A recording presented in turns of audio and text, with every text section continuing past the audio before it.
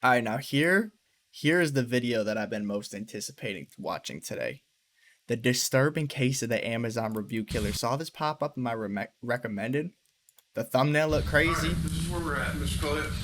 so we just gonna see what it's about. While we were here, all right, my sergeant served a search warrant on your property. Okay? We have Kayla. We have Kayla in your property. She was locked in a container. Okay? She has told us that you shot and killed Charlie. Okay? So at this time, I'm gonna need you to stand up and put your hands behind your back. He's already You're handcuffed. under- Okay. You're under arrest right now for kidnapping.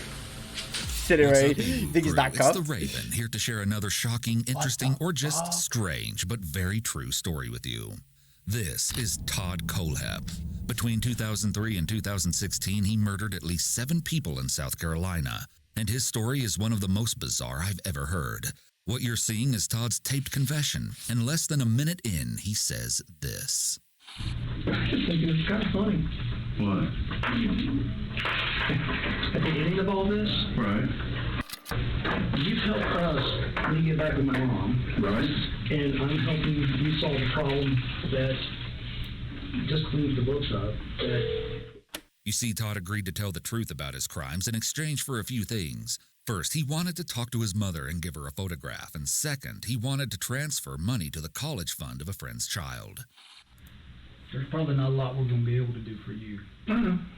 Giving you a clear conscience is one of the only things we can. Honestly, I'm not worried about my conscience. Well, You of gave me course what I they turn wanted. subtitles on as soon as I do. What I wanted was to have the opportunity to take care of my mom, whether my girlfriend accepts it or not, to at least attempt to take care of her and her kid. Do you still want me to reach out and talk? I have not yet, but do you still want me to reach out and talk to her to see if she wants to come see you or talk to you? If she would, please. Okay, I will. The biggest thing is, please let her know that whether I screwed up, I can't fix it. Mm-hmm. You'll notice he seems pretty friendly and gregarious on the outside, and the more I learned about this case, the more I realized that's kind of his whole persona. You see, if there was one word that I could use to describe Todd, it's cocky. He likes getting his way and receiving praise for his actions. In fact, many people theorize that the only victim who managed to escape Todd with her life realized this very personality trait and used it to stay alive until help could arrive. Her name is Kayla Brown. On August 31st, 2016, 30-year-old Kayla and her 32-year-old boyfriend Charles David Carver went missing. They just decided to move in together after a few months of dating, and in order to start building their new life together, the pair was looking to pick up some extra work on the side. Kayla goes, "Oh, I know the perfect job. There's this guy, a real estate broker who I met through one of my exes a few years back. I'm sure he'll have something for me." And he did. Todd was a very successful man in the area after all, and he put Kayla to work cleaning houses for his listings. She was stoked to have the additional income, and the deal only got sweeter when Todd said he had a job that both she and Charles could take on together. This time, it was clearing brush at his own 95-acre property, which was only about 8 miles away from his actual residence. When Kayla and Charles arrived, Todd simply instructed them to wait outside while he went into a garage on the grounds to get something. As they stood alone in the creeping silence, neither one had any idea that these few quiet moments out in the middle of nowhere were the last they'd ever spend together. Over the next few days, the couple's loved ones started to grow concerned. Kayla's friend knew something was off when all her calls and texts went unanswered. But even when she visited Kayla's home and left notes on her car, there was no response. Charles was very close with his mother, and they talked every day. So when she stopped hearing from him after August 31st, she quickly reported him missing. Soon enough, the couple's apartment was checked, and although they were nowhere to be seen, their poor dog was inside all alone without any food or water.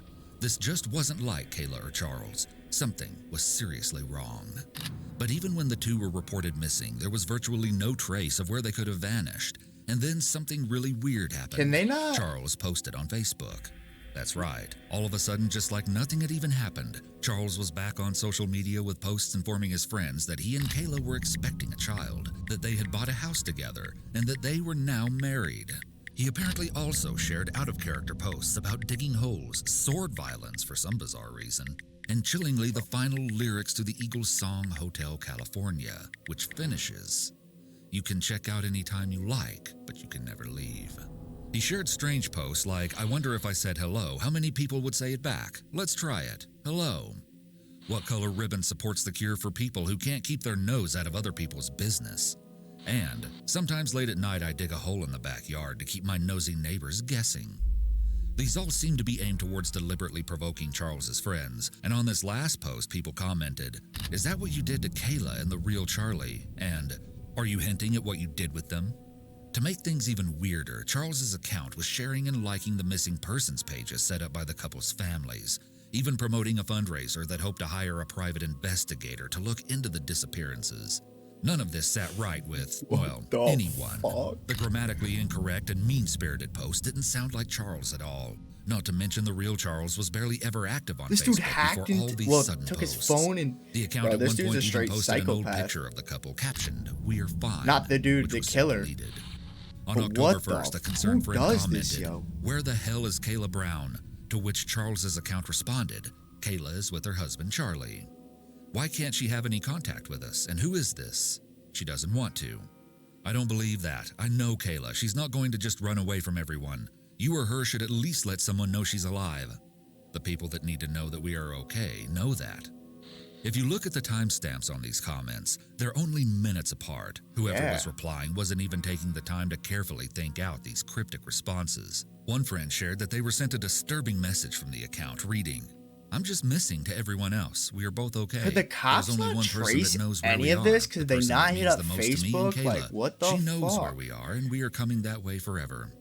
Well, as you can probably guess, That this makes no wasn't Charles sense. using his account at all.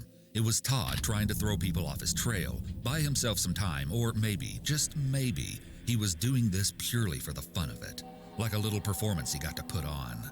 And the further we dive into his life, the more you'll see that Todd definitely cares a lot about having all the attention on him.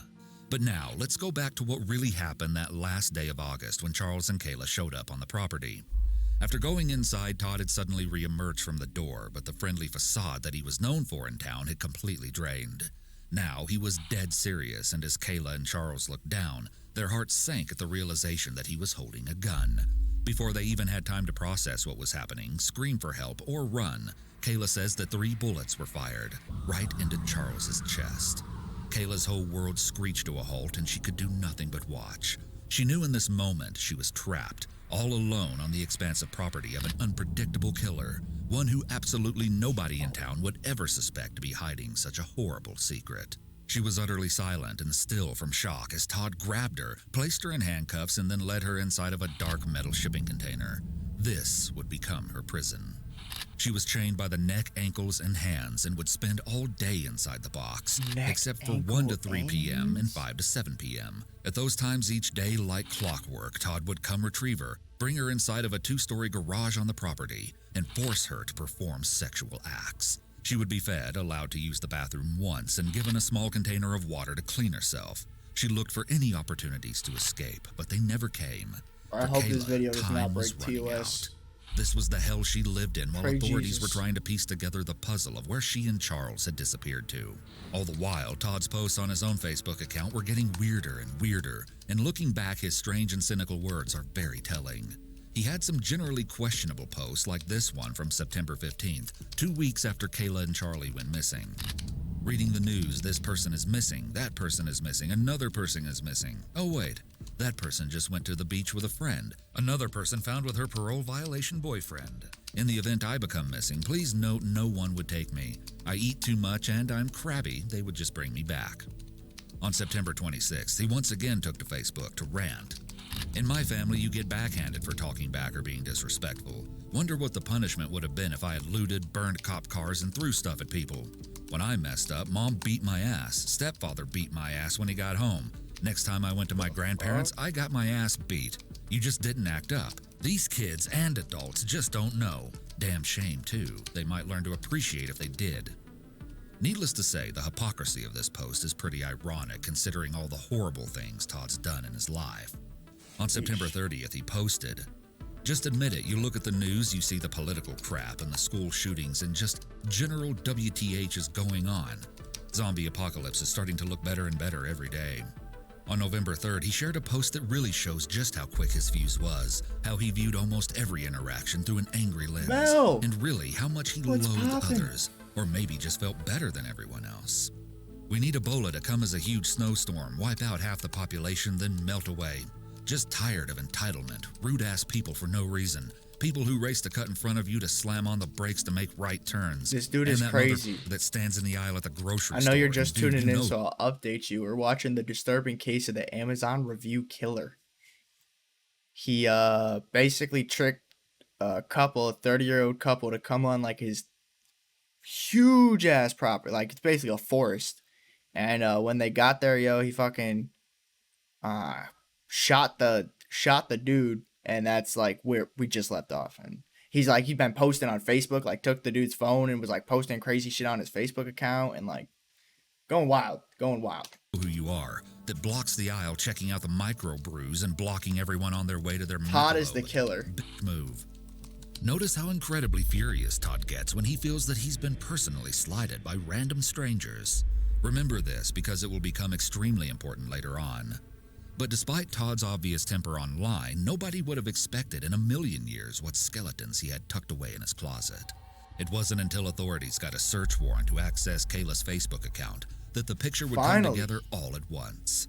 Investigators began searching the online profile for clues, and that's when they saw conversations between Kayla and Charlie about the job on Todd's property on August 31st. Now police knew what they were doing on that crucial last day, and when they went to trace the pair's phones, their worst fears were confirmed. Neither Kayla nor Charles had ever left the area of Todd's property.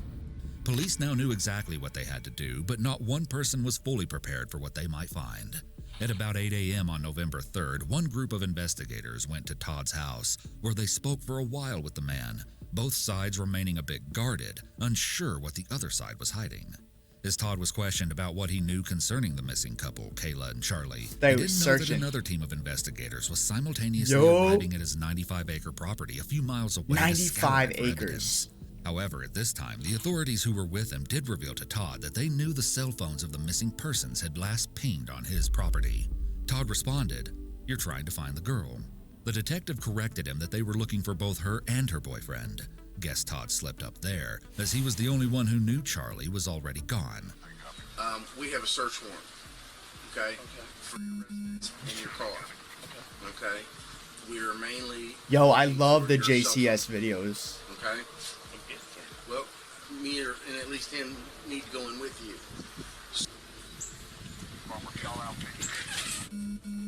Meanwhile, not long after arriving on Todd's expansive rural land, the other team of deputies drove down its long gravel road and came upon the two-story garage. When they went inside, they were immediately concerned to see that the makeshift living space was adorned by shackles. But then they came upon the thing that fully stopped them in their tracks. In the bathroom, inside of a lone wastebasket, was a pile of hair clippings, reddish-brown in color. They warily headed back outside to continue the search, but as the investigators came across Todd's looming shipping container and went to take a closer look, they were suddenly chilled to the bone. I think I by a remember strange this when it was noise. on the news. Someone was banging on the walls from the inside, and they were screaming desperately for help.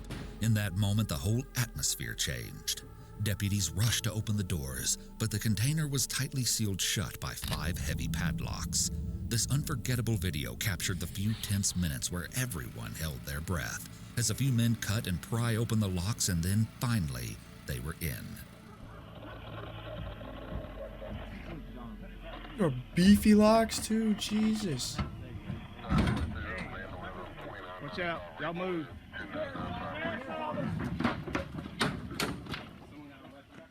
The dark box was littered with supplies and crime novels, and in the Oh, very this is, like, back, giving me chained to the chills. wall by her neck, sat a despondent Kayla.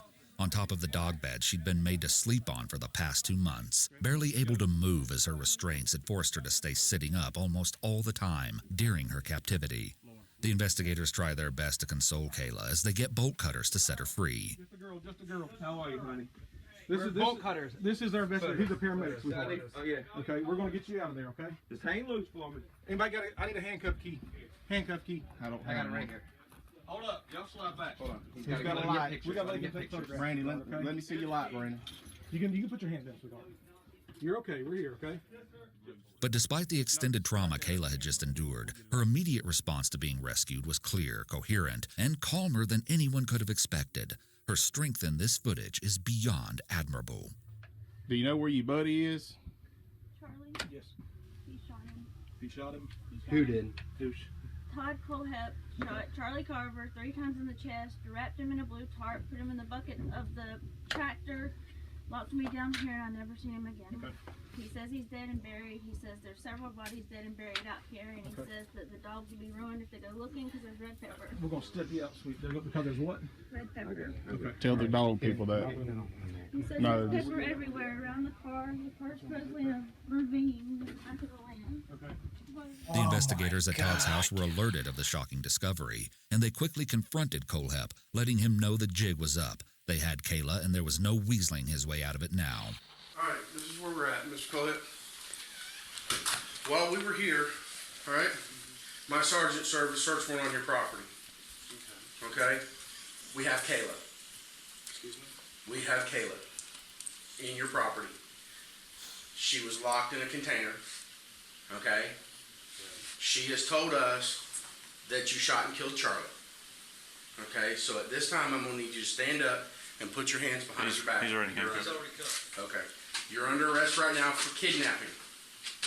All right, they're continuing to search your property. They're gonna continue, they got cadaver dogs down there. Okay? If you wanna help yourself, tell me where Charlie's at, so we can go find his body.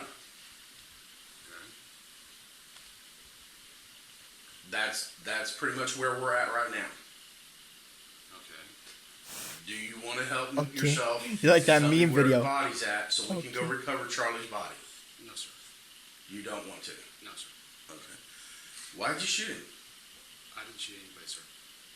Okay. Why'd you lock her in a container in your property? I was talking She's on your property right now, locked in a container.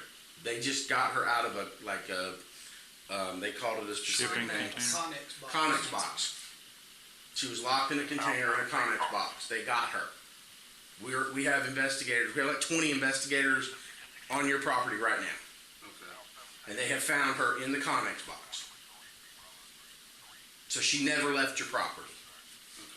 Okay, you locked her in the Connex box, and she has told investigators that you shot and killed Charlie. Okay, so I'm trying to give you an opportunity to help yourself and help us, help you find this body. Because Charlie, she's saying Charlie's body, you buried Charlie's body on that property. No, sir. So you're saying you didn't lock her up, you didn't put her in the Connex box or anything? No, sir. I tell you're dead, I guess, right? I'm gonna need an attorney. Yeah, it's about Probably right. a good thing. Go ahead and put him in the back of your car. Sir. Watching this clip, Todd seems almost frozen by disbelief, like he never thought he'd actually get caught. Authorities soon discovered Charlie's car also on the property, which Todd had spray painted and covered in debris in order to conceal it. It's kind of weird to me that Todd seems to consider himself a criminal mastermind and thought out all these ways to keep his dirty deeds secret, but he didn't even seem to consider the possibility that authorities could ping the victims' phones and find him that way. Yeah. One sergeant would later say that he feels Todd wanted to get caught so he could have an audience and tell people about his awful crimes. I might have to agree. As she rode in the ambulance, Kayla would reveal more heartbreaking details of her time trapped with Todd. One of the things I found most disgusting was the harrowing way she described the sexual assaults. Can we talk about this?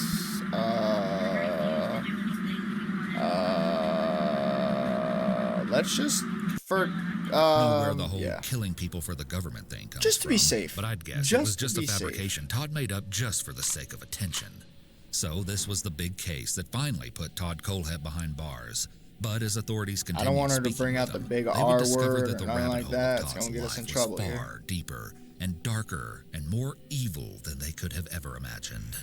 First of all, shortly after being taken into custody, Todd would lead police to a site on his property where 2 more corpses were found. Authorities were shocked to unearth Johnny Coxey and his wife, Megan McGraw Coxey, a young couple who had been missing since December 2015. Autopsies revealed that Megan died from a gunshot wound to the head while her husband received a fatal wound to the torso. To make matters even worse, while it was determined that Johnny had been killed immediately, Megan had been kept alive for 6 days before Todd brutally murdered her on Christmas. Upon further research, it appears Megan and Johnny had just been released from jail shortly before they went missing. And with various sources reporting that they had a history of panhandling and that their baby tested positive for heroin, you kind of get the feeling that Todd specifically preyed upon people he knew were at a bad place in life and particularly vulnerable. Now, Megan and Johnny may have had problems of their own, but of course, when Todd told the story of how they died, he framed it in a way that made him look like the good guy in the situation. Well, sort of. Todd gave investigators this play-by-play in his confession. You picked them up at Blackstock, and you know what? You picked them up at Blackstock and Regal Road, I think you said, and then... That's, well... Okay, No, where's sir. the start? I met her there, Okay, got her number. We talked on the phone for a brief moment. okay, Then I met them later on at that next to Ricky's Hot Dogs, Big Huge parking lot. They walked across okay, and spoke to me there. okay. I almost thought she was going to hit on me to actually, come on, shove in a $90,000 car. But that's not what I was there for. I got you. I'm going to tell you, our meeting looked shady as shit. I understand, I mean, I got you, told you show up with that. In that parking lot? Yeah, and her, kind of the way she was. I understand what you're talking about. Basically offered her the job, offered to let him go in and could work as well. The next day, this was over several days. The next day, she was in the paper, mug shots. I guess you guys had arrested her for meth or some hair, I don't know, something was in her bloodstream, and you took her kids away. Okay. I asked her about it, and she informed me that, yeah, she had drug issues, and with that. Okay. I still was going to give him a chance. You know, I get happens to people, it's hard. I get it. And I picked him up, and I drove him to my Land of It Kids Supplies, and got him down to my building, and that's when Johnny pulled a knife out, and You shot. I shot. What'd you do with his knife? I don't know, I don't keep that kind of crap. You just threw it out? But yeah, that's thrown out. Okay. What did she do when you shot Johnny? What did she do when Johnny pulled the knife out? What did she say? Nothing. So you think she was planning on the planning of this? I think she entirely was in the plan of it. Okay. There was no, Yeah. Johnny, what are you doing? There was Mhm. none of that. This was, her actions were, she knew he was doing that. They saw a guy who had a load of money, driving a car they can't afford. They didn't even have a car, and they were going to get something. So then you shot him how many times? Shot him twice Okay. in the chest. Okay. He dropped forward. When he dropped forward, I went around him and put another one through his spinal column. Okay, and you shot her. Not exactly. Do you believe Todd's version of events? To me, it seems like he could have easily done the exact same thing to this couple as he did to Kayla and Charles. Just attack them unprovoked in order to keep the female party to himself. Even the way he tells the tale seems like an excuse to humble brag about how much money he has. After all the heartless crimes Todd has committed against innocent people, I just don't know if I can buy this. But it is true that Megan and Johnny had a sketchy record, and it's not too unbelievable that they could have tried something. Either way, I really doubt that Todd was very upset when he got the opportunity to kill. Next, Todd goes on some random tangents about how his property and storage container was never supposed to be used for such gruesome purposes, which is just a pretty bizarre topic to ruminate on after everything he's done. Yeah, facts. The Connex was not meant to be a cage. Okay. All that change was after the fact. Okay. How did Connex they was get something designed like that? for my food and my weapons, and to secure my four-wheeler before I had the building built. Okay. The back area that's all wood, that wasn't designed for them. That was designed for my stuff. Okay. Until last week, there was no ceiling on that. Okay. I put that in because she was cold. Kayla was cold. And Todd just loves talking about all his stuff. I went down to the Connex, cleaned out the back area, because I had all in there. This is how you know he's a psychopath. He just don't even care. He's like bragging about it. It's almost like that JCS here and here. pretending to be a There's a psychopath video. The dude who's actually I one had chain around. There's lots of brought chain the dude around. out, just killed him. I use chain for all kinds of. Like, There's you know, chain in the bragging woods about it, where I got trees would come along that are starting to lean towards my fence, and I'll put a chain around it, come along to it, and start working it this way, and over a period of time, it'll fall away from the fence. Okay. So chain and cable and that kind of stuff, I got a lot of it. Okay, let's pause right here. Todd is obviously very proud of all his gear, and he clearly has kidnapping down to a science. But before we go any further with Megan's story, you need to see the backstory to all this equipment. And it's actually probably the most bizarre thing about this entire case, the Amazon reviews. Yep, that's right. All right, here comes when the title. investigators looked into Todd's internet activity, they discovered something absolutely insane.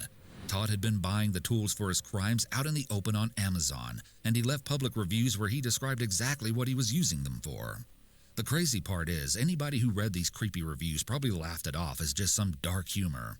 On a master padlock review, the review read, "Solid locks have 5 on a shipping container, won't stop them, but sure will slow them down till they're too old to care." On a fixed blade, "Haven't stabbed anyone yet, but I am keeping the dream alive, and when I do, it will be with a quality tool like this." On a master lock, This is what I was talking works about. great. Yo, Also, if someone talks back, go old school on them by putting this in a sock and beating them. They will not appreciate the hardened steel like you will. Works great on. Looks like he said shipping container. Keep in car for when you have to hide the bodies and you left the full-size shovel at home. Does not come with a midget, which would have been nice. Works excellent. Getting the neighbor to stand still while you chase him with it is hard enough without having an easy-to-use chainsaw. It's blacker than my soul and priced right. There was What even the a review that fuck? read, "Now my locks have locks. Place is Hotel California now." Guess Todd was a big fan of that song. What would you have thought if you saw these on Amazon? Would you have been concerned or just brushed it off? Either way, all of Todd's reviews just further demonstrate how smart and I don't funny even he know. fancies himself as, and how much he wanted to brag about his crimes, even if he had to do it in this roundabout way. But moving forward with Todd's 2015 crime, this next clip is very disturbing and disgusting, as Todd describes how he decided what to do with Megan. It really feels like he views his victims as nothing more than objects which he can dispose of whenever it gets inconvenient for him. I didn't know what to do with her, man. One side I really wanted to drop her. The next side I really, it's not sound fucked up. I kind of wanted to save her ass. Let me back up real quick before we go that far, because we were talking about Johnny. Okay. The girl that was with Johnny, did you shoot her? Not at that time. Okay, what happened with her? She panicked, but then I told her to sit down. She sat down. Mm-hmm. Went ahead and cuffed her, Mm-hmm. patted her down, Mm-hmm. told her I wasn't going to hurt her. Mm-hmm. She calmed down, Mhm. and I actually took her to the Connex. No, that's not true. I had her lay there for a while. I didn't know what the hell to do with her. I didn't want her in my Connex because I had stuff in there. I didn't know what the hell to do with it. Mm-hmm. Putting her in with my guns is not a good move. I understand that. I actually had to go. For the first time, I ever had a little bit of a panic of what the hell do I do with her. Mm-hmm. Put her here, put her there, drop her. What the hell do I do? Do I call the cops? I got legal guns. I told her I wasn't going to touch her, wasn't going to do anything to her. thank Just God calm he the hell moved it. down Oh. and let me sort this shit out. Mm-hmm. Oh, Somewhere oh. between, I did that, when I shot him, set the back tight in the back, got her to calm down, and kept coming back and forth trying to figure out what to do, but I had her cuffed, and she wouldn't go anywhere. Eventually, I went and, I want to say I left her on that floor for a while. I left her on that floor cuffed. I wouldn't let her, because I didn't know what the hell to do with her. I didn't want her in the building. Okay. Got the tractor, got it out of there, picked the body up, and was trying to figure out what the hell to do with it. This is Johnny's body. Yeah. Okay. Like I said, I was having a little meltdown. And listen to how much more concerned he is about losing his sanctuary than he is about murdering people. The land was supposed to be my, Sanctuary. yeah, not my killing field. Right. I understand. Not meant to be my killing field. It was supposed to be the place where I go to relax and get away from people and not deal with this. Mm-hmm. This killing really bothered me because it was such needless. Hell, I was giving him money. Why were you robbing me? He thinks this violence was all needless and stupid. Pretty ironic considering all the people he's killed out of petty personal I'm grudges. saying, there's You'll no see what I way. mean soon enough. It's all about what works for Todd. He goes on to nonchalantly describe burying Johnny, saying, "It was a lot more work than you think." Then he wasn't sure what to do with Megan. Tied her up, left her there, while I tried to figure out what to, I didn't know what to do with it, man. Right. Got rid of Johnny, came back, left her there, went and got food, fed the girl. Fed her after she tried to rob you? Man, what are you going to do with her? I don't want to shoot her. I understand. I mean, I can't have some crazy bad woman going back. I mean, she was going bipolar left and right. She wouldn't calm down like. Oh, she finally calmed down, but she was talking to me, and first she had drug issues, Right. and then she kept going off the deep end with weird shit, and kept talking, and then she kept telling me that she had manic modes or some sort of bipolar lithium crap, I don't know what the hell it was, where she was up, down, up, down, up, down. So she didn't mellow out like Kayla did. No, not at all. She did finally calm down, but she wasn't upset. What made you decide to shoot her? I'll get to that. Okay. It's clear from the way Todd tells this story, almost with a sort of glee, that he has no remorse. That's what I'm Even here, saying. when the investigator tries to get him to cut to the chase and tell them why he shot Megan, he just said, "I'll get to that." Like this is some juicy drama he's been dying to share. Then he complains about all the stuff he bought for Megan while keeping her captive. I wasn't going to shoot her. Okay. I was going to give her money. I don't know why the hell she went the hell off. I held her. I hate the kidnapping part. I get another one. I held her there for a couple days. How many Get days? another one. 5 or 6. Every other damn day, she wanted Little Caesar's Pizza. I hate that shit. Oh, look at me heartburn. Little Caesar's Pizza, not Mountain Dew, Dr. Pepper, cinnamon rolls, and friggin' Newports.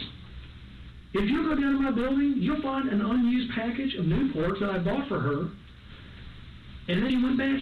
She tried to light my damn building on fire. Do you know how? In the back of what building? The Connex. And then this part is just kind of weird. While telling the investigators where they can find the cigarettes he bought Megan in the storage container, he says something extremely weird and unprompted. Oh, there's a collar in there? That collar was Kayla's. Neck collar? Yeah, she had me order it. She asked you to order it? Yes, sir. Okay. It, We'll get to that in a minute. didn't use it, because after it came in the mail, Mm-hmm. I looked at it and went, oh, Okay. that's shitty for me. It's a stainless steel collar with, like, hooks for putting, like, locks on. I mean, dude, it's like having I don't treat my dogs that way. Okay, so let me explain the backstory for this one, because it's Jesus, really dude. strange. This And I guy was is very confused at first, fucking too. crazy. Todd actually claimed that Kayla had been writing letters to him while she was in captivity, asking for intercourse, with Todd himself even telling a reporter, "I'm not saying she's not a victim. She's not the victim she portrays. I mean, it turned into 50 Shades of Grey with bodies." So I guess that's where this supposed collar comes in. Because you made this comment to me, sorry to interrupt, but you made this comment to me, and I believe you. You didn't do it, No, sir. and I believe you. And I talked to the solicitor about that, and I told him what you told me. I said, he's made the comment to me, solicitor, he'll plead to everything, but he's not pleading to because he didn't do it. I said, he told me that he's admitted to everything he's done, he's willing to take the responsibility for it, but he will not take responsibility for the kidnapping. I said, but he will not take responsibility for it because he did not rape her. That anytime they had sex, it was consensual. She had the choice, and she actually initiated it at times. And he said, okay. I said, so This is getting We're gonna real edgy. and we're setting that up. We're going to do that this week. I told him, I said, I gave him my word that we would re-interview him, and we want to re-interview her. Because I think it needs to be done. She had me get her. Okay. Dude, I didn't question. It got her to shut up. It got her to roll over. That led me to something else. You said the satanic book? Yeah, what the hell, man? I've never... Let me ask you this. The mattress is up against the wall, and we did that, looking to see if there were any weapons in there. There was a bag. Yeah, did you ever spend the night there with her in the bed? Like stay the night, you and her in the bed, overnight? Never stayed the night. Okay. We spent a lot of time on the bed. She wanted the comforter thing that was on the floor. Mm-hmm. That was her idea. That was her submissive kitty bed, her kitten bed. Man, interesting. All of a sudden, I put the collar thing on her. And Yeah, they found that. They were like, what? They thought it was for a dog, you know. Well, now the cage that was up there that's in pieces, Mhm. that I built And it was originally meant for my dogs. Yeah, no, I'm talking about the collar, the metal collar thing you told me about. That I ordered off of one of the websites delivered, and I got it because she requested that as opposed to me putting the chain around. Mm-hmm. And I got that and went, I went, that ain't going on, no way. But she wanted that, and then the kitty bed, and she wanted this whole thing of explaining to me that I had to give her permission to speak to me, give her permission to look at me. Dude, I don't do all that control. You know, I'm like, ask Ashley. Ashley's never had to deal with any of that crap. Yeah, it was just, I don't know, she had all this stuff, she kept asking for this kind of stuff, I got it, and she wanted, it's a big black book, about that deep, like $23 that damn book, and it's the $23. Enchanted Sorcery, it's the how-to guide to be a witch. Dude, I just figured she'd read the damn book and shut up for a while. Kayla has before asked me to beat up people for her, or use my resources, which she thinks my resources are go get someone killed. Really? Yeah. With people that she doesn't like. Have you do or have you hired somebody to do it? Yes. Both? Yes. Okay. Matter of fact, read my Facebook, it may be on there. Really? Yes. How long ago was this? Well, I blocked her after all this so that it wouldn't know, because I mean, literally... Well, we have her Facebook page. Then you have it. Okay. It'll take you forever the damn day to go through it. Okay. But go back to the messages. Really? In her phone messages. She supposedly had money in her car, and the guy took her money, but that's full. And then she wanted me to either use my resources to either have him killed, or beat up. I believe he was beat up, but she wanted me to use my resources to have him off or go do it. Kayla uses that thing between her legs to get dumbasses to go do stupid. And that's what I'm trying to say, that she's going to use that to get Dustin hurt. So, yeah, I'm just going to leave it at that out of respect for the victim. Yeah. But I haven't seen any of those letters or anything to suggest Kayla was there consensually. What I will say is that even if such letters existed, who's to say that Kayla wasn't just appealing to Todd's ego to stay in his good graces and save her own life? After all, she herself has stated, I realized it was easier if he thought things were going his way, so I made him think whatever I had to. Plus, Todd had reportedly warned Kayla that there was a woman who he'd kidnapped before her who hadn't been so lucky to make it out with her life, which brings us back to Megan. Unsurprisingly, Todd said a gross and totally unnecessary sexual remark about Megan, too, during his confession. Told her basically that if she would just chill the hell out. You don't know me. Hand on the skip. You don't know very much about me. You see that subtitle? And last time I could check from what was online, she had a warrant where they were looking for her ass. I'll give you an envelope for $4,000. I'll drive you up to damn Tennessee. I'll drop your ass off somewhere. If you got any common sense on this planet, you'll go left and I'll go right. What'd she say? Oh, she got so excited I got my sucked. She did? Yeah. Okay. And it wasn't bad. I told her I would give her $4,000 and basically release her in Tennessee. Just go. Please, go. Don't come back. It's cringy and horribly sickening at the same time to hear him talk so proudly about these things. It's like he thinks the investigators are his buddies, which just shows how large his ego truly is. Yeah. He goes on to say that he thought his plan to set Megan free would work since she didn't really know who he was, and because of her sketchy background, she probably wouldn't want to go to law enforcement for help. But somewhere along the line, Todd changed his mind. With Megan, you made her the offer of the $4,000. Keep your mouth shut. I'll take you to Tennessee. Drop you off and leave you. Drop you off and leave you. You go one way, I'll go the other way. Totally. What made that change? What happened? What do you mean, what made that change? Well, she ended up dead. Oh, you mean what were proceeded? Yeah. That makes sense. I The wanted fuck to get is rid of it? her. The weather went.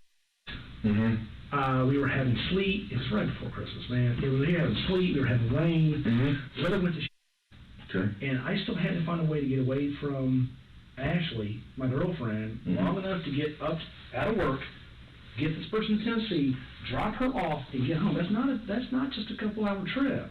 No. And if I'm dropping her, it ain't gonna be at the border. Mm-hmm. We're going north of Nashville. I want her way the hell away from me. She was gonna tell you she was happy. She was happy as hell for like 2 days. Okay. She was happy as hell. I just couldn't get past the weather. Okay. The last day, I went over there, opened the Connex up. She burned half the freaking building. She took my ammo racks and grabbed them and did this. Oh, I'm gonna tell you, I'm not for such a. Mm-hmm. Damn. So then what happened? Well, there was ammo everywhere and stuff everywhere, and she broke the fan. I got her a fan. She broke the fan. Mm-hmm. Prime, man, you just can't beat that. They're 2-day shipping. There's a fan there now, but it came as a 2-pack. Mm-hmm. I had her those to get air ventilation. Mm-hmm. I got lanterns for her so she had light. Mm-hmm. I did the best I could to make He's it just like, fucking somewhat livable. Mm-hmm. Got her blanket. tell me got her some clothes. shit that's She lit useful. anything on fire. He's literally just telling a I'm surprised story. she didn't asphyxiate. That's what I was thinking. I'm surprised she didn't. Mm-hmm. When I walked in the building, I was choking. Went to get her out, and then all of a sudden, it's like I had a caged animal on my hands. I don't know what the hell. She went from, I'm so freaking happy in the world, to being, I'm going to go to Tennessee with money, and I'm going to restart my life, and thank you, Mm-hmm. to bad crazy. At that point, I tried to walk You her out can't of the even building. know if I he's just telling had the enough. truth or I not. walked That's the outside, craziest trying thing. You calm just down, have to figure take out his what the hell word to for it. what to do with her. Didn't know. Mm-hmm. I came back in the building. She was going nuts. It wasn't like she was emotional about the situation. This Yo, is that's what I'm this saying. wasn't Like, that. It was what just the like fuck? serious chemical. It's like he imbalance. honestly thinks it's a game. And she walked outside. I walked Or her like outside, he said, he walked her thinks these outside, are his put a bullet in buddies. the back of her head. What gun did you shoot her with? Same one. That you shot Johnny, with? Mm-hmm. And that's a Glock. and that's the same one you shot Charlie. Charlie. It's not my favorite gun. It's a handy It's a gun. handy one. It's very effective, especially if you shoot 180 grains. And sadly, that's how things ended for Megan. Todd's temper got out of control, and just like that, Mr. Nice Guy was no more. Later on, a former co-worker of Megan actually revealed that the victim had met Todd while working at her Waffle House job. And when authorities started digging deeper, they were told that Todd would act so creepy at the restaurant, inviting waitresses to his home and leaving large tips in a bid to get their attention. That a male cook actually started taking Todd's orders whenever he'd come in, just to keep the waitresses safe and more comfortable. Another detail concerning Todd's romantic life that will send a shiver down your spine is something Kayla revealed when rescued.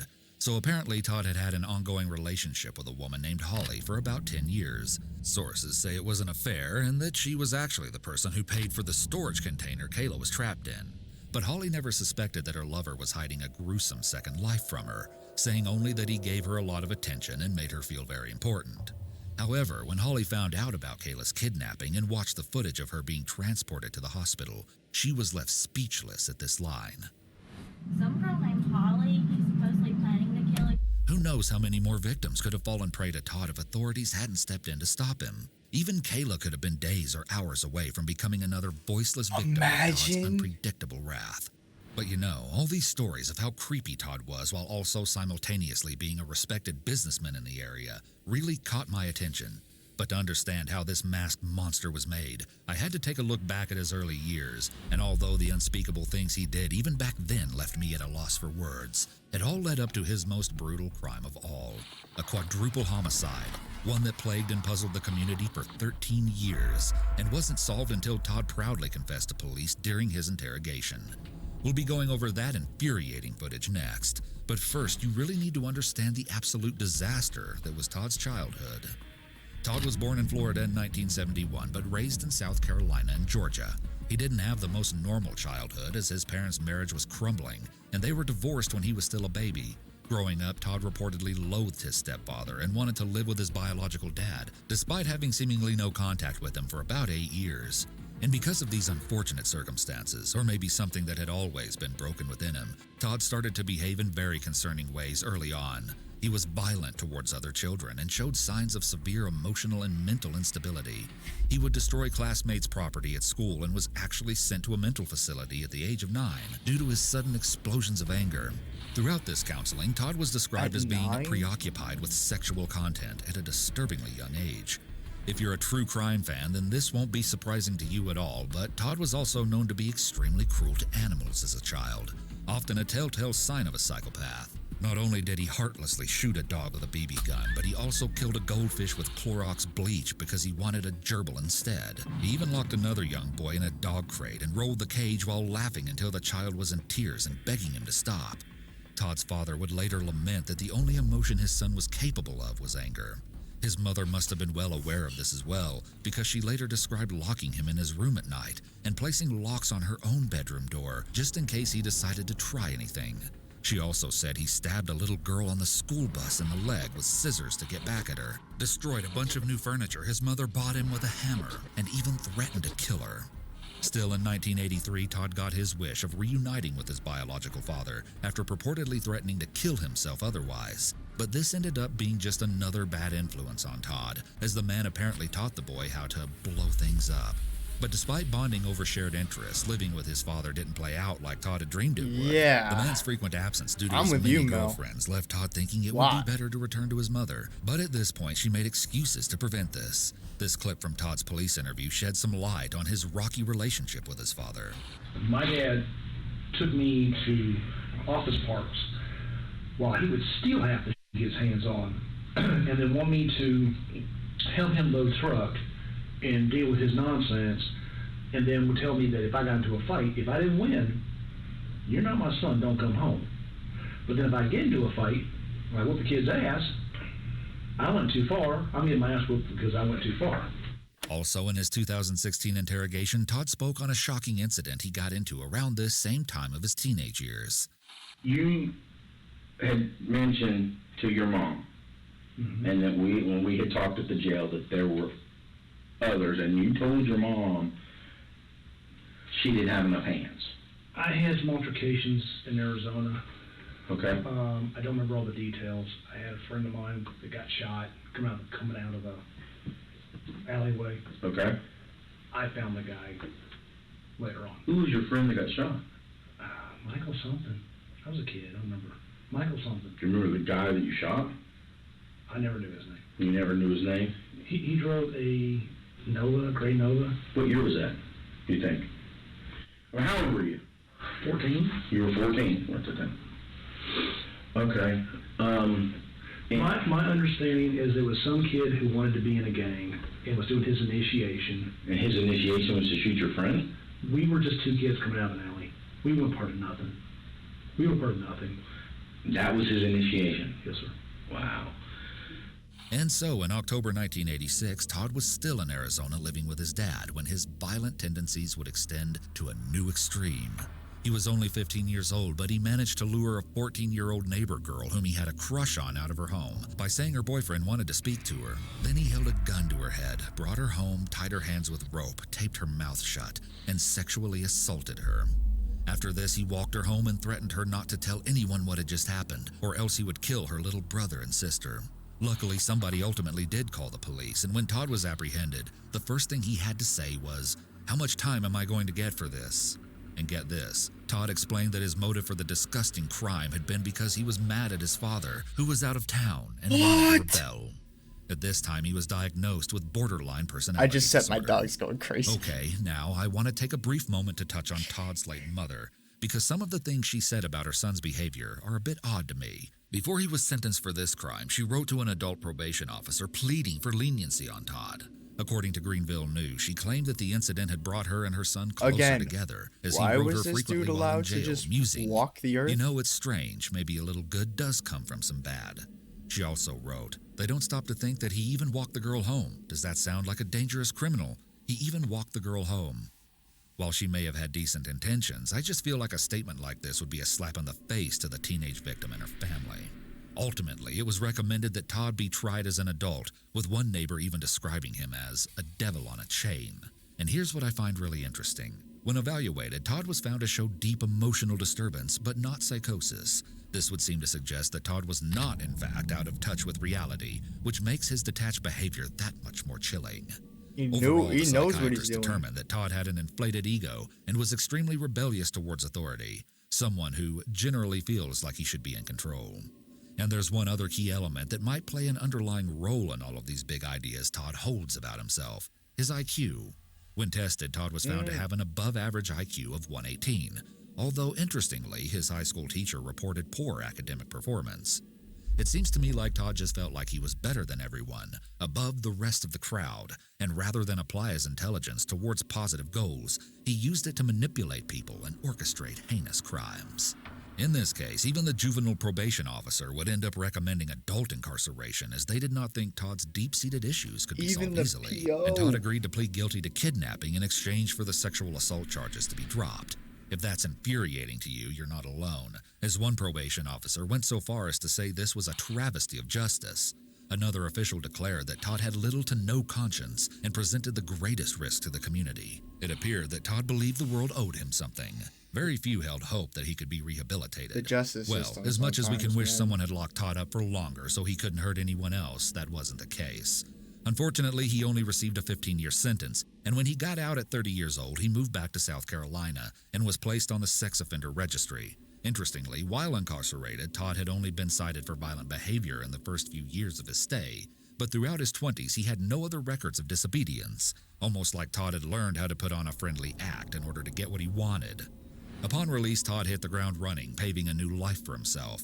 He had earned a bachelor's degree in computer science while in prison, and in 2002 he got a job as a graphic designer for a sports apparel company. Todd went on to get another degree in business administration marketing, and in 2006 he applied to receive a real estate license. But there was one little problem. Applicants were required to explain any history of criminal convictions in order to obtain the license. However, Todd had a clever plan. There was no background check in place, and so when Todd explained the felony on his record, he twisted things to sound way better for him than the reality. He painted it as a petty argument between his teenage self and his girlfriend, saying they broke up, and then her dog got loose, and then when they were looking for it, the girl's parents got worried and called police. He said the only reason he had a gun was due to concerns over gangs in the Phoenix area, and that the kidnapping charge was due to him telling her not to move while they talked this out. So, yeah. Just a complete lie, but a very deliberate one which fit all the parameters that would reasonably explain his charges without revealing the awful, ugly crime he actually committed. Well, this fabrication worked out for Todd, and after gaining his bearings in the real estate scene, he even started his own business called TKA Real Estate, which employed about a dozen agents. His career was booming, and on the surface he seemed like a pretty charismatic, hardworking guy to those around him. But still, his darker side leaked through the cracks at times, and people soon started to take notice. Co-workers were very uncomfortable with how he would casually watch inappropriate adult videos at work for hours, and some women felt uneasy at the sexual innuendos he made to them. He even made a distasteful joke on his firm's website that he motivated workers by not feeding them. Apparently, he was very open about his status as a sex offender, but would claim the charges stemmed from a girl's dad getting mad and overreacting after the teens took a joyride together. Again, very far from the truth. Yeah. But all the same, Todd had glowing reviews, was described by many associates as very personable, and even got recognized as the top-selling rookie agent in his region at one point. All in all, his strange habits and unusual quirks were chalked up to, well, just that. So it wouldn't be until his 2016 confession that authorities would find out a brutal and high-profile quadruple homicide that they'd been struggling to solve since 2003 had been all Todd's doing. It's 2003. Now, what I want you to do is tell me from the very beginning about Superbikes. It was a warm afternoon in November 2003, Spartanburg County, when an unsuspecting customer walked into the store, Superbike Motorsports, only to be faced with a horrifyingly gruesome scene. All the employees staffing the shop had been shot to death. Terrified, the customer quickly called the police, who hurried over to inspect the bloodbath. Okay, what's the problem? Apparently everybody's been shot up here. Everybody's laying down in a pool of blood. His mama's been shot, the mechanic's been shot, and the owner. The victims were quickly identified as the shop's owner, his mother, and 2 young workers. But as much as their devastated loved ones grieved and hoped for justice, the killer behind such an audacious and reckless shooting somehow managed to slip through the cracks. And as years went by and authorities racked their brains fruitlessly for answers, going down a few dead ends in the process, they had no idea that the real monster behind this notorious unsolved crime was hiding right under their noses the whole time, as a respected member of the community. And so, in this 2016 interrogation, they're finding out the full extent of what really happened that dark day at the motor shop. And the real motive was probably the last thing they ever expected. So, go ahead, you bought the bike. Bought the bike. Tried to ride it, didn't work either way. Key points. Had it 14 days. and it got stolen from the front of the apartment complex. You said you went back to them?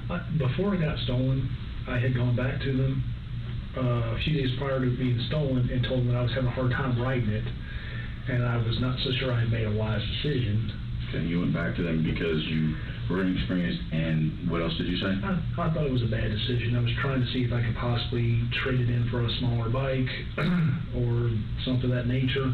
Maybe I didn't know how to ride it. Please understand this has been many, many years. They proceeded to give me more on the rude side about my inability to ride that kind of bike. He's got a big ass ego, so apparently the moment the moment you're gonna like challenge him, he's gonna get tight. So I doubt what he says here. I make up my mind. They had dropped it off in the apartment, so they knew exactly where it was stolen. Wait, what? The train out of that kind of bike, no one ever taught me. So I mean, I know how to operate the clutch, and the possibility of them coming by at some time with the trailer, and if I had to make up my mind. They had dropped it off in the apartment, so they knew exactly where it was stored because the guy brought it over to me. So you said that they knew where it was stored? They knew it was stored. Okay. Because they had dropped it off there. Okay. 2-3 days later, it came up missing. There was a police report. As far as I know, they never found the bike. It's pretty obvious that Todd's anger stems from him being miffed at what he saw as the employees looking down on him. And for some reason, that seems to be the one thing Todd just can't tolerate. Watch here as he even gets sidetracked to complain about the police not taking him seriously when he reported the motorcycle theft. You said I made a police report? I did. Actually, the law enforcement officer made fun of me. He informed me that that's a shame it got stolen before I got a chance to write you a ticket. That was the one time I didn't like you guys. Todd says a little while after that incident cooled down, he was once again making visits to the motorcycle shop. Got to Jonesing again for a motorcycle and started going back to the shop. During one of my times over there, sitting on one of the, I believe it was the manager, the owner's friend, the guy was a bit of an asshole. I was looking at the bikes and trying to let the earlier part go, and the manager started making some comments about the last one being stolen, and he said something about mine was on its way to Florida. I have no idea it was in Florida or why he said that. When he said it was obviously he was not talking about the time when I asked him about possibly selling it. It was implied that we took your shit. I let it slide for the time being. Got mad about it. Kept going out there. Why I kept going to the same bike place, I don't really know. But I'd go out there, sit on the bikes, and listening to these two, the owner and the manager, basically talk trash. I find this part so intriguing because even Todd himself admits he doesn't know why he would keep going back to the bike shop if the employees' attitudes bothered him so much. Yeah, right. Part of me feels like he just wanted a reason to get more and more agitated, so he'd feel justified in what he was about to do. To the workers, Todd was just some weird customer who kept coming in and acting strange, but they never could have predicted the absolutely evil plan that was simmering just below the surface. Bought a Beretta 92 FS. Beretta 92 FS. FS. 9mm. At the time, those only had 10-round mags because they still had the limitation, and the aftermarket Pro Mags were god awful. So how many? So you had a 10-round magazine? Yes, sir. 3 of them. 3 10-round magazines? Mm-hmm. Although I've got quite a few of those Kydex. Mm-hmm. They work very well. Bravo Concealment. Mm-hmm. Highly recommend them. He gives a long-winded explanation about suppressors. A suppressor would shoot on a semi-automatic. Requires a Nielsen device, also known as a RAD, recoil assist, if you have a movable barrel. Okay. Otherwise, you have to use a spacer and lock it in. So you have probably a suppressor, you're going to say that part. You're understanding it, and you're just going, okay. Yeah. And then declares that he made his own. Dependability surpasses everything else. Okay. Years later, I actually learned how to make it myself, and actually mine were coming to me. Then what happened? This It's fucking almost guy. funny how the investigators just cut Todd off whenever he starts to ramble about his Yeah, accomplishments. you got to at this I point. feel like a big motivator for Todd was getting He'll the be here for recognition 12 he thought hours. he deserved. So these utter dismissals during his big moment to tell his story probably feel like a big letdown. Anyways, here's where Todd finally tells the methodical timeline from the day of the crime. I left college, left my class, Okay. drove to Bowling Springs, put the shoulder holster on at the CVS parking lot. Not gonna worry, go to school. Got there, not everybody was there. Went and sat on a few bikes, did my usual, and doing my best to make sure that the paying customers were not there. Collateral damage is not cool. Todd really harps on the point that he didn't want to kill paying customers, which seems to be his way of painting himself as a sort of anti-hero, like he really seems to relish in viewing himself through this lens. You said you were waiting on what? This was during the time, as you know, that it was not busy. I chose time that was not after work, when I would have a lot of people in there. Did not want to shoot up people. Kind of funny. Kayla put on her paperwork when she was writing stuff out to me that she found a killer with a conscience and a kidnapper with morals, whatever the hell that meant. You remember that? Yeah. So you said I did not. After she said, I spent a lot of time thinking, going, wow, kind of, okay. So as Todd waited for who he judged as innocent people to leave, he was also waiting for one of the employees who he felt wronged him to show up. Once he was alone with the workers, Todd says he asked to buy a bike so that the mechanic would take it back to prep it. And then he says one of the most outrageous things the police had probably ever heard. That was one big building. Yeah. I cleared it in under 30 seconds. You what now? I cleared that building in under 30 seconds. You guys would have been proud. I'm sorry, but you guys would have been proud. The interrogators brush off his comment, and his story continues. He says he first went to the back where the What mechanic is was going prepping a through your bike. mind, Okay. bro? Walked up, pulled out the Beretta, put the safety off, shot the mechanic twice. Downward angle. He was beneath me. He was down, crouched down on this side of the bike. Bike was here, I'm on this side. So I had to lean over the bike, and I believe it was two shots. Here he brags about how good his shots were. I got him in two lung shots. Okay. I got each lung. You got him in 2 long shots? Yes, sir. If you can get up from that, I'm impressed. Then, unprompted, he offers up the reason why authorities weren't able to find fingerprints in order to brag once again. The reason why you didn't get any fingerprints is on the door, I used my knuckles instead of my hand to open the door. And the reason you have no prints on any of the shell casings is I wear 2 pairs of gloves when loading every firearm, even in practice. Okay. Even my practice ammo doesn't get fingerprints. That's why I don't have to worry about picking up shell casings. If you wear 1 pair, you can still have a lane print because of the acids in your finger. In regard to that, when they touch, you still, if you had any chemicals on the outside of that, whether you would touch first before you touch it, it can put a print on it even though you had gloves. If you wear a glove on top of a glove, it causes friction between the 2 of them and negates that. So when you're talking about gloves, you're talking about latex gloves? Yes, sir. But if you wear 2 pairs, not 1, 1 pair won't work. So you use 2 pair of gloves, Yes, sir. latex gloves. Noted.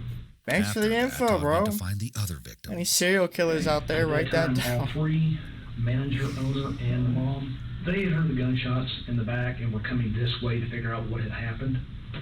All of a sudden, I had 3 people in front of me. Mom was the closest, and I shot her 2 to 3 times in the chest. Not my best work. Panicked. Her pattern was horrible. She was actually surprised. 3 At her being there, not that my pattern was horrible. in the chest. Not my best work. The pattern was horrible. You can truly see Todd's narcissistic side coming out in these words especially. The whole thing was just like a game to him, and he really wants these officers to be impressed. But for real, like, he's trying to impress them. The Like, son and manager. yo, the owner what if his and the dad manager was never impressed by ran him, for and the that's, door. it's all At that underlying. range, It's they all should've underlying been daddy 2 miles issues, away. big boy daddy They were way issues. too close. When I came around that door, it was boom, 3 people right there. Okay, so then what happened? They ran to the door. They ran to the door. In the process of that, I emptied topped a few rounds, topped one, I don't know which one was which, In the in the process process of them running. of them running, I popped. You can almost see Todd's impatience here. He really wants to tell his story. It's like this confession is the performance of his lifetime, and he doesn't look too happy to get interrupted. Luckily, anytime he tries to go off on a tangent, the investigators pretty much ignore it and bring him back to the straight facts of the case. Then proceeded to go, did a reload while this guy was still running. This guy, when I hit him, he crumpled into the doorway. Okay. When I did my reload, before this guy got out, I put two in him and he actually fell outside. That was a very fast reload. Todd says he might have put an extra round in the guy who fell by the door as he walked over him, but he's not sure. And then he says something so chilling and insensitive, I almost couldn't believe my ears. At any point, did anybody, I mean, was there... There was nobody else. Okay, there was nobody else, but did anybody, as they were falling, I mean, did they look at you? Did they face you? Did they say anything to you? Was there any conversation, don't, please, whatever? No, sir. With any of this? I don't remember hearing any of that. I will tell you that once I was engaged. So it's like, at that point, it's almost like a video game. It's not a game. Oh, I literally said it earlier, bro. It's like a video game focus to him. on- No fucking shot, You've been there, dude. sir. You know what I'm talking about. Absolutely insane. I can't He goes, imagine "You know what what must I'm have been talking going through about." the detectives' heads at this point. Todd says he then walked around and put one last round in each victim's forehead, got in his car, and drove home. He took the gun apart, put its parts into parts of his trash and even cat litter, and then disposed of that evidence in the dumpster. If it hadn't been so long, you guys could have actually pulled records and actually gone and figure out where they put it. But at this point, it's kind of a moot point. When the detectives go on to clarify some points, Todd just finds every opportunity to make it about himself. Moving targets, multiple moving targets.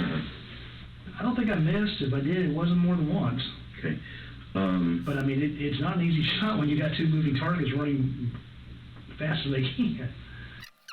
I may shoot somebody as one thing, Right. but I'm not a He said that's one thing. pistol whipping and beating somebody is not my thing. He even makes a point to say he wasn't initially planning on shooting the mom, like that gives him some sort of brownie points or something. I actually wasn't meaning to hit the mom. You actually what? I was not meaning to hit the mom. I prefer not to shoot women if I can. I'm gonna refuse to shoot a kid. Gentleman. But then, Todd's dark sense of humor comes through every now and then to remind us how he really feels about his actions. I still got the t-shirt. They give you a T-shirt? They did. I kept it.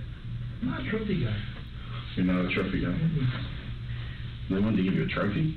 No, sir, that was actually, I gotcha. I don't keep trophies. But at this point, nothing is too shocking coming from the man famous for saying, "My golf game was weak, my kill game is strong." What might be most frustrating about the Superbike case I in the can't end with this is guy. that during I the can't with this 13-year-long guy. investigation, I can't with this one guy, asset bro. the police gained was a sketch of a potential suspect that a witness, presumably a customer who had been one of the last people at the bike shop that day, had described. The witness remembered this man filling out paperwork to buy a particular bike.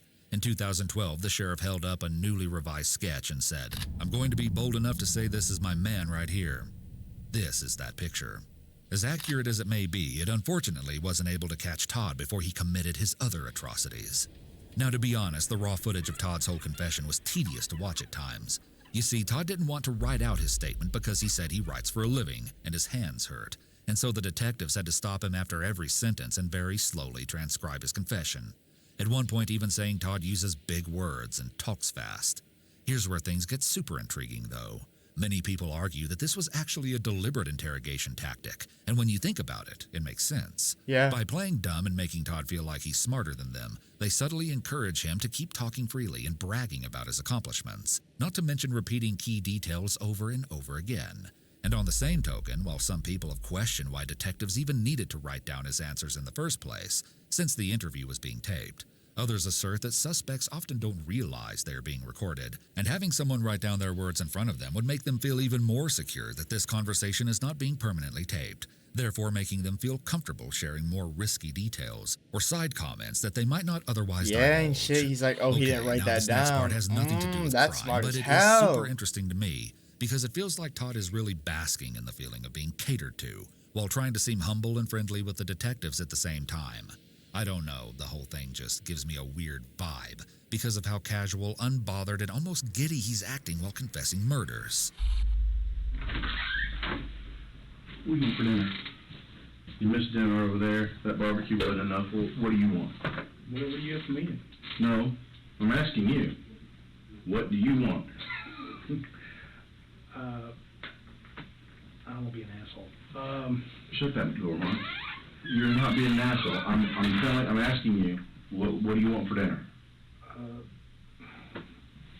don't know.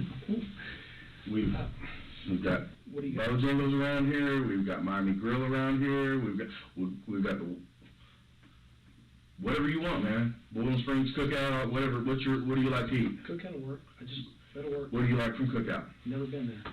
You've never- Yes, sir. They have a really good. It's called a giant cheeseburger, giant fries, and a giant tea. They're really good. Works for me. That's what I usually get. Okay. All right. I'll be right back. I just don't want to be the guy who goes, I want the steak lobster and he's an asshole. Well, I mean, whatever you want to eat, I'm feeding you. Thank you, but I So I mean, okay. There are actually a lot of moments sprinkled throughout where Todd seems just a bit too comfortable given the subject matter at hand. So he's going to win, Trump or Hillary? I'm scared to know. I It's just rude in a way. But to be honest, there were times during the confession when I did feel like I Yeah, was like- watching buddies talk. Oh, shit. And it was a little Taco. surreal. Green Yellow Fan got your setup built today. Hey, post a pic in the Discord if you want. Don't do you wrong, man. Get him Little Caesars pizza. Yo, that would be the way.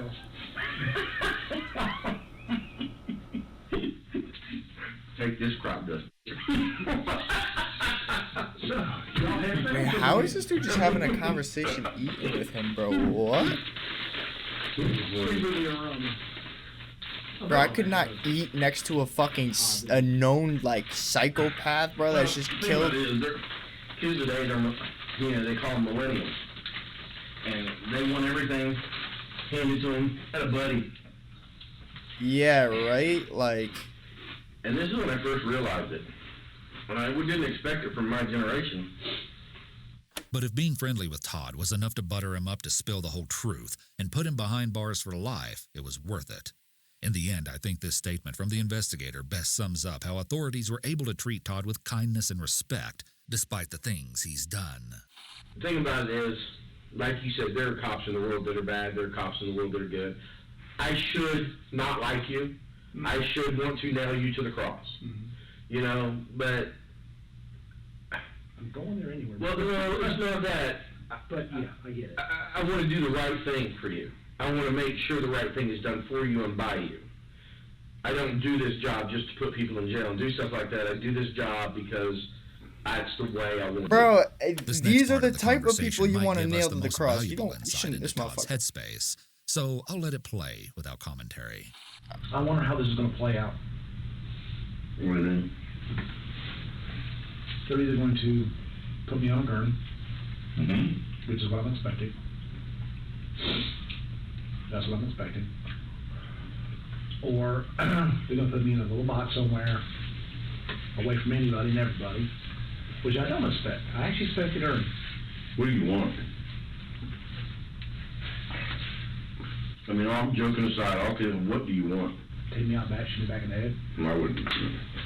I studied psychology a little bit in college. You want me to finish, like I said, I'm working on finishing college. The people at Superbikes made you angry. Mm-hmm. I don't know, you tell me, well, people at Superbikes made you angry. And not just angry, but I mean, they belittled you, they humiliated you, they made you angry enough to do what happened. And then you had the situation this last Christmas, and then this most recent situation. The time span. What kept anything from happening? You know, because that's a question. I don't need to kill. Well, I'm not saying you do. I mean, you know, but that's a genuine question. I mean, per your legal definition, Mm-hmm. I'm serial, but I'm not. Okay.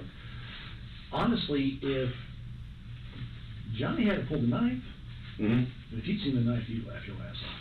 Really? Oh, God. Black and white tiger stripe.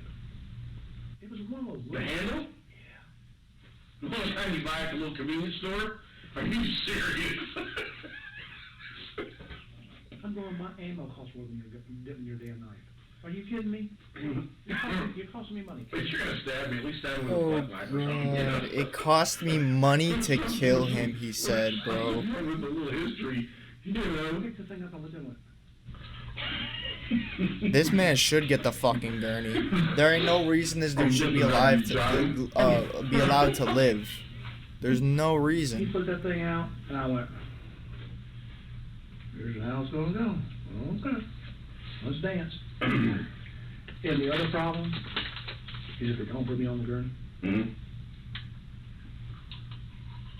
when the people inside realize the people I hunt, it's them. They'll be scared to death of you. I think the opposite. Because I know the rest of my life never hurt another person. I'm entirely okay with that. It's like with supervisors. This motherfucker can it's get just a shanked and reactional ganked in situation. prison. He's a and he's killed people for no reason, bro. I mean, yeah, you're probably not going. And for me And to he's take hurt a lot of myself, women, so that doesn't really go too down well with It's not the hard. guys. Mhm. I mean, you slam your throat on a desk somewhere and crush the larynx, you know I'm dying. Shitty death. I mean, Yeah. he literally did at fucking, what was it, 14? If I did any of that, and I won't, Mm-hmm. it would probably cause my mother to have a heart attack and die. Yeah. As Todd was sealing his fate, investigators were conducting a thorough search of his property. They found a multitude of weapons and ammunition, such as handguns with silencers and rifles.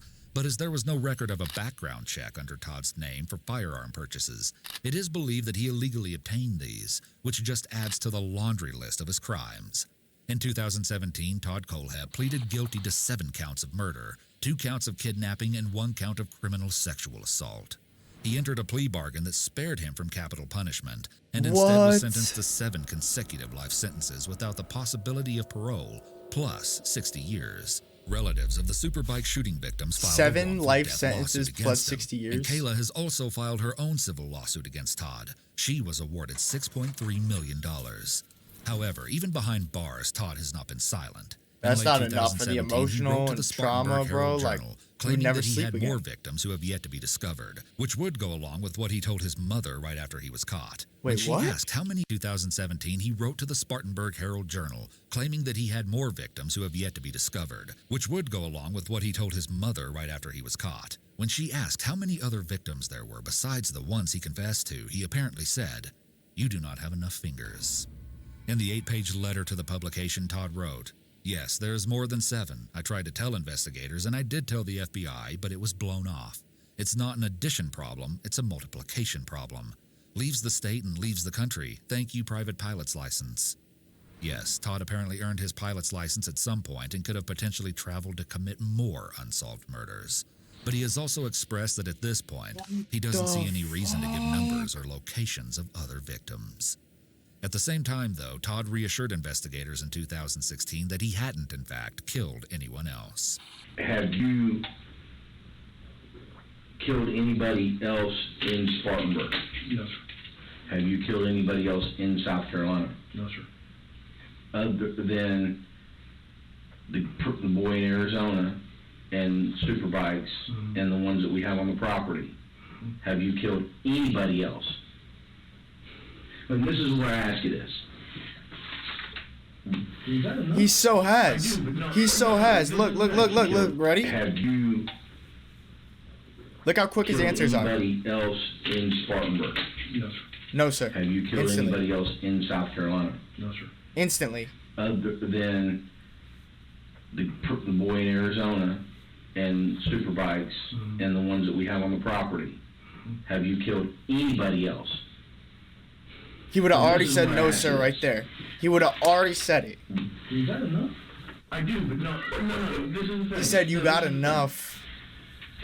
Dude, there's This is more, not to bro. drive an out home or anything like that, okay? That's it.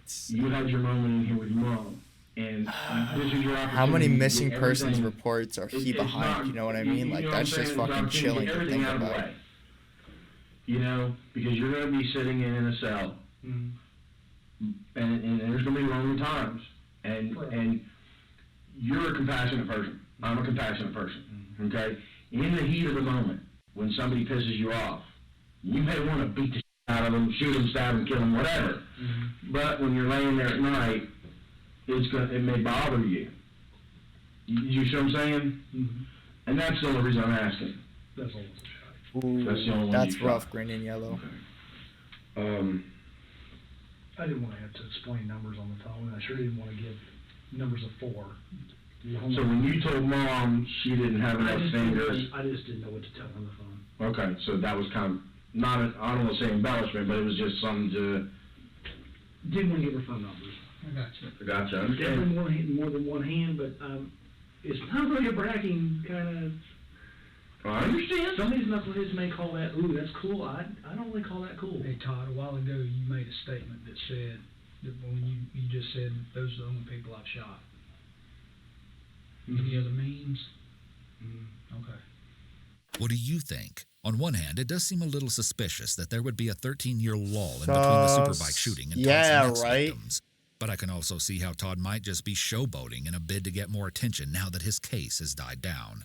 But get this. Some people actually think that Todd may not have even really committed the Superbike murders. All right, strap in, because now I'm going to take you through some of the more Conspiracy time. controversial internet theories Let's and go. conspiracies that have arisen around this Get case. your tinfoil hats Just on, a disclaimer, boys. I'm not endorsing these theories in any way, but I think it's really fascinating to see the information people have dug up and the wildly different conclusions they've come to. So, about the Superbike murders, a woman named Pat Brown, who is a profiler claiming to have worked on this case in the past, has written about her doubts. She says a serial killer that is also a mass murderer is not what you would normally expect, because serial killers like to have complete control over their victims. She also feels that there is no actual evidence beyond a potentially false confession that Todd was the perpetrator in this case. And she even asserted that the sheriff was up for re-election around the time Todd confessed, and this may have been a convenient way to solve that cold case in the nick of time. However, a counterpoint to this idea is that Todd mentioned a detail in his confession that apparently was never released to the public before, when he said that he shot each of the victims in the forehead, so investigators feel pretty confident that he was the one behind the crime. But still, Pat refutes this claim and actually says that none of the victims were shot in the forehead. There's honestly so much to go into here, but to me, What? it seems like Todd's motive and explanation of this crime were clear. So I'll let you decide what you think really happened. Well, what And happened? then another conspiracy theory. Wait. So much others feel pretty confident that he was the one behind the crime. But still, Pat refutes this claim and actually says that none of the victims were shot in the forehead. Do they not have official, like, documentation on the crime? Can they not pull up if they were shot in the head, each of them? There's honestly so much to go into. There's here, pretty but to me, there's an easy it way to seems tell like if someone's Todd's lying or motive telling and the truth here. explanation of this crime were clear. So I'll let you decide what you think really happened. And then another conspiracy theory people have posited centers around Kayla herself. Uh-oh. This one is rather sensitive, and I again want to emphasize that I don't subscribe to these beliefs. Uh-oh. I would never do anything to blame the victim, as what she had to go through was undoubtedly unimaginable. With that being said, here is the theory some people propose. When Kayla appeared on Dr. Phil to talk about the case, she said that she met Todd on Facebook several years before, and they had had little contact besides a few messages here and there, where he would ask how she's doing before he ultimately contacted her about the job opportunity. However, according to the Newberry Observer, an initial interview at Todd's residence between Todd and an investigator suggested that there may have been more to the relationship. The alleged transcript of that exchange shows the investigator asking Todd if Kayla was a stripper who would also sleep with Todd for money, which Todd claims is true. He also apparently claimed that he'd taken her to dinner and that she'd spent the night at his house before, among other physical encounters.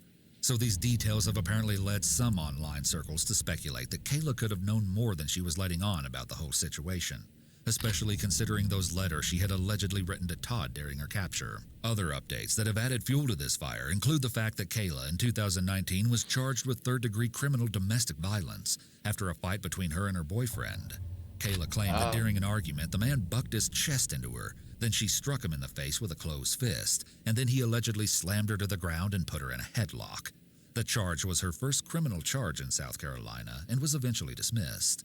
However, people still drew attention to another tragedy that occurred in her life about 5 months before this incident. At that time, her then-fiancé shockingly died of a self-inflicted stab wound to the chest. All of these factors have caused some internet communities to turn a suspicious eye on Kayla, but at the same time, most recognize You're not going to go that she more is in still depth on trying to that? heal from the traumatic experience she endured at the hands of Todd Kohlhepp. I think everyone can agree that even if we don't have the full picture of Kayla's life, she was still a victim who did not deserve any of the horrible things that happened to her during that kidnapping. 100% there. And I hope she is doing well today, Like, she or at least getting the help at she no needs point to work said, back yeah, put me in towards a normal crate. life. Further Ruin my updates life. following Todd's arrest have failed to show any growth nor regret on his part. In a hearing, family members of the Superbike victims got to make statements directly to Todd, and after one mother spoke about how Todd was frustrated that he couldn't ride a bike properly and said her son would have been happy to show him how, Todd actually spoke up to say, "With all due respect, ma'am, I'm sorry, but your information is incorrect." The judge reminded him he was only allowed to speak if he had a question for the mother. Todd apparently remarked, "I want to let her know why it happened." Geez, I bet you could have heard a pin drop in that room. Todd is certainly one of the most psychologically intriguing killers I've ever heard of. According to a forensic psychologist who was interviewed about 130 serial killers, Todd wanted to believe he was a good guy. He apparently doesn't want to be associated with the worst serial killers and has said, "I'm not a bad person, but I do bad things sometimes." It seems he justifies his murders in his head by classifying people into categories of good or bad. But obviously, it's a childish mindset to I'm have just, when you like, think you can speechless. judge people's character and decide their life or death based on how it suits you. Perhaps his twisted personal philosophy and complete lack of remorse was best summed up when he told detectives, "I've never done anything to anybody who didn't have it coming." Todd Kohlhepp's story is especially disturbing, I think, because in the eyes of most people who knew him, he was just a normal dude. Outgoing and charismatic even, and at the very least, successful. He's a guy you probably wouldn't give a second look if you passed him on the street. Yeah, and you'd facts, probably right? walk away from a conversation with him thinking he's a chatty, decent guy. And maybe that's the most scary part of all, is wondering how many monsters like Todd are hidden in plain sight. I'm gonna sub to this channel just in case they release anything more like that. I think this is great fucking content. Yeah, extremely well put together. That's what I'm saying. Like, it was such a good told story. 10 out of fucking 10.